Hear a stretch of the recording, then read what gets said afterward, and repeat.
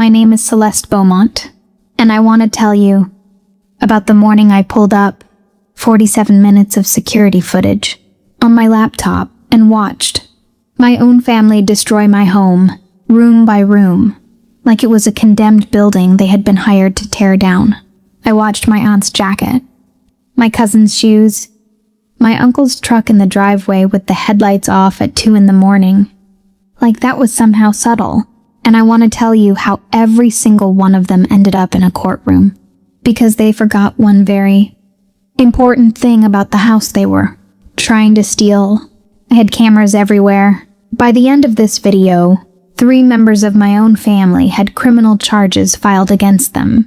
A forensic property expert had documented every single thing they did, and the jury took less than 2 hours.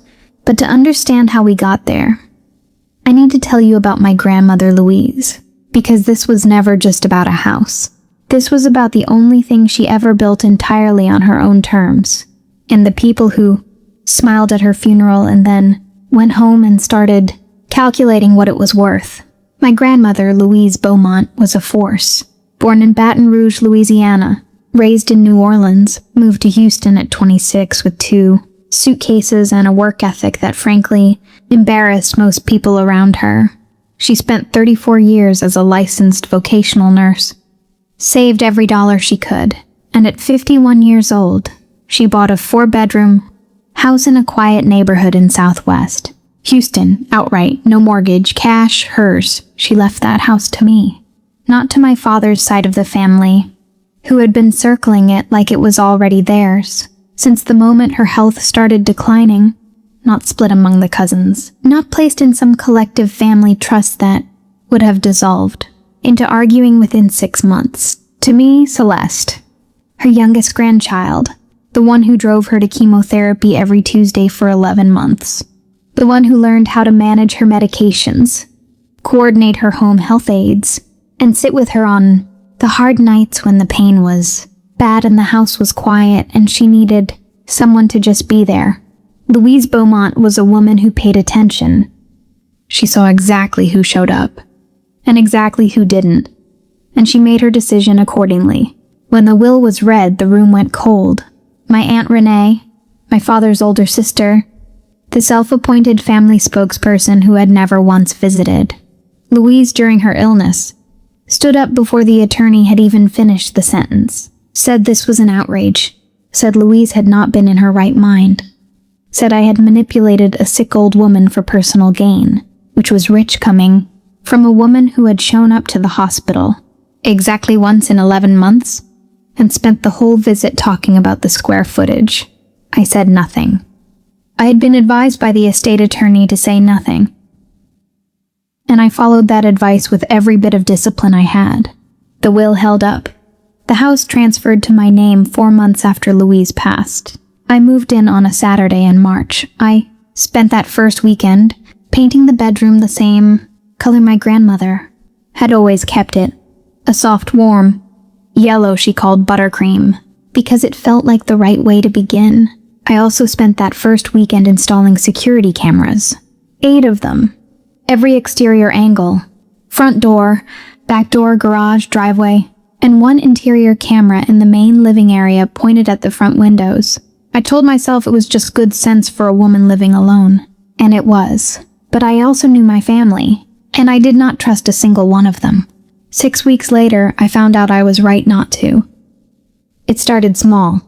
A broken window on the side of the house, a deep scratch along the exterior siding, a section of the front porch railing, already loose when I moved in, suddenly split clean through in a way that didn't look like natural wear. It looked like someone had applied deliberate pressure to something already compromised. I pulled the camera footage after the railing, and that's when I noticed it. One of my cameras had been moved, not removed, just slightly repositioned, angled toward the yard instead of the driveway approach, subtle enough that anyone unfamiliar with the original placement would never catch it. But I had installed every single one of those cameras myself. I knew exactly where each one pointed. Somebody had been at my house, and they knew where the cameras were. Here's the part that still gets me when I think about it. I didn't panic. I got smarter. I didn't tell anyone what I suspected. I called the security company and upgraded my storage, backing everything to the cloud going forward. Then I went to a hardware store and bought 4 additional cameras. Smaller, better concealed, positioned specifically to cover every blind spot the original 8 had left exposed. I put them up on a Tuesday evening after work. I told no one. 3 weeks later, at 2:14 in the morning, my phone buzzed. Motion alert, driveway camera. I sat up in bed and opened the app, and I watched a truck pull slowly into my driveway, headlights off. I recognized it before I even saw the plates. My Uncle Darren's F-150, the one with the busted left taillight he had been meaning to fix for 2 years. 3 people got out. The night vision footage was clear enough that I could see my aunt, Renee's quilted jacket, the burgundy one she wore to Louise's funeral, my cousin Marcus in his construction boots, and Darren himself, carrying what looked like a toolbox and a crowbar. I did not call out. I did not go downstairs.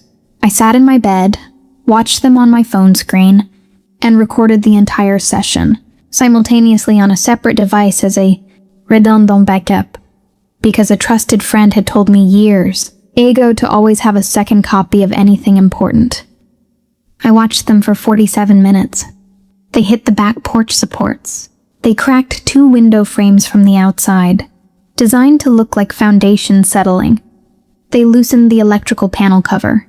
They poured something along the base of the exterior back wall. I found out later it was a mixture that mimics water damage staining.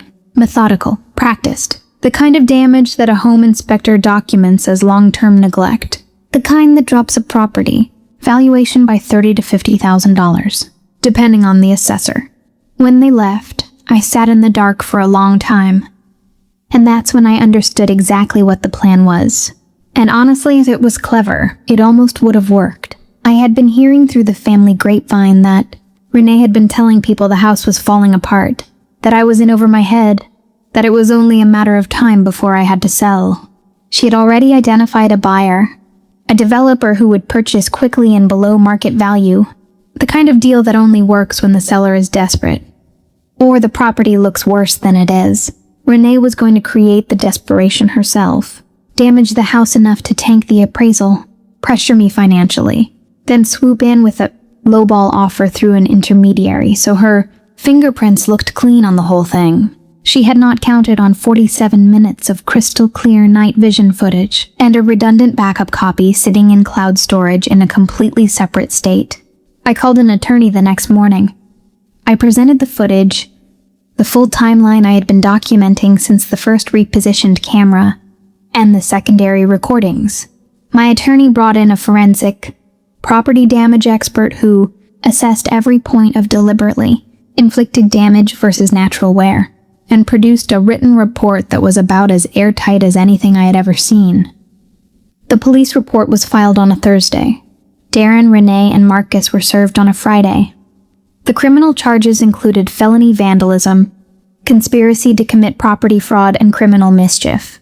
The civil suit I filed simultaneously sought compensation for every dollar of documented damage, plus legal fees. Renee called me twice after she was served. I let both calls go to voicemail. I had nothing to say that wasn't already in the court filing. The trial lasted 3 days. The footage was played in full in that courtroom, all 47 minutes. My aunt in her burgundy quilted jacket, my uncle's busted taillight, my cousin's construction boots, methodically taking apart the house my grandmother had built with 34 years of Tuesday night shifts and every dollar she could save. The jury deliberated for less than 2 hours. Renee, Darren, and Marcus were found guilty on all counts.